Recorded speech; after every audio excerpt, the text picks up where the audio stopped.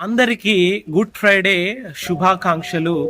Good Friday అనగా మనిషి చేసిన పాపాన్ని బట్టి, శాపాన్ని బట్టి దేవుడు శిక్ష అనుభవించిన రోజు గుడ్ ఫ్రైడే. హల్లెలూయా.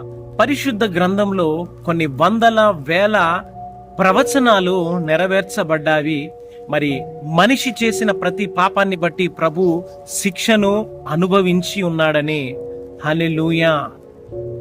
మనం ఇంకనూ పాపులమై ఉంటూ ఉండగా క్రీస్తు ప్రభు సిలువ యందు మరణించి ఉన్న ప్రభుని కృప వలన ప్రతి మనుషుల నిమిత్తము ప్రభు మరణ శిక్షను అనుభవించి ఉన్నాడని, అంత మాత్రమే కాకుండా ఆయన యొక్క రక్తము ద్వారా మనకు పాప క్రయ ధనము నుంచి విడుదల, విమోచన కలుగు చేశాడని పరిశుద్ధ గ్రంథము మనకు స్పష్టముగా తెలియచేస్తూ ఉన్నది. రోజున దేవుడు ఒక భయంకరమైన సిలువ మరణాన్ని నిన్ను నన్ను పాపము నుంచి విడిపించడానికి మరణించాడు అనే సత్యము యొక్క శుభవార్తను నీవు హృదయపూర్వకంగా విశ్వసించి నరకము నుంచి తప్పించబడి ప్రభు అనుగ్రహించిన నిత్య రాజ్యములోనికి నీవు నడిపించబడుదువుగాక.